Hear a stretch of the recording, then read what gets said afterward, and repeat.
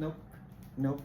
Medyo bad trip na ako dito. I really hope na mas maging responsible tayong affiliates, no? So, sobrang nag-trending nito lately. This is the Ulanzi small suction cup bracket.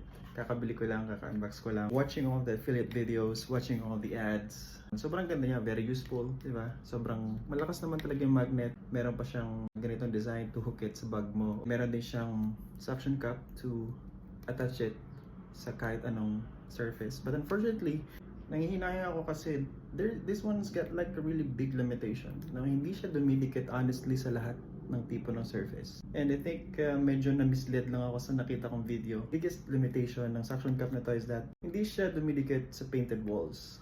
Like this one, this is a normal wall. Malinis yung suction cup, malinis yung wall. I will show you. See? I must admit na dumidikit siya sa ibang surface. Like for example dito. On this one, this is like a laminated surface ng wall. Yeah, makapit yan, oh. Legit nakapit, right? But this is the painted wall, hindi yan yung didikit. See, I'll show you.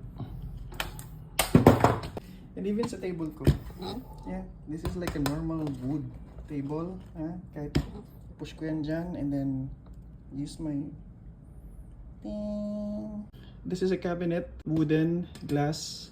Sa glass, definitely gagana siya, di ba? Yan o, kaya ko buksan yung cabinet ko.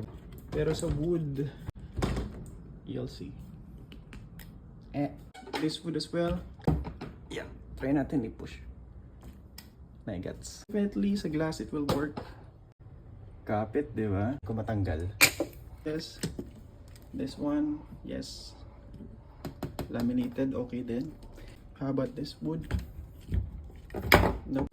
Tatlong iba't ibang surface yung nakikita nyo. This is painted wall, laminated surface, laminated door ng CR. Diba? Yan yung painted wall. No, hindi gagana. And dito sa pintuan ng CR, hindi rin niya gagana. Pero dito, for some reason, it works. It works. Maybe not. Metal to. Definitely it will work. Ayan, bilis lang oh. It works sa metal obviously. For me, although meron siyang limitations, but still this is very useful on a day-to-day basis, especially sa mga affiliate na katulad ko. Definitely magkagamit ko pa rin naman to. So, yep, I'll see you next time and bye!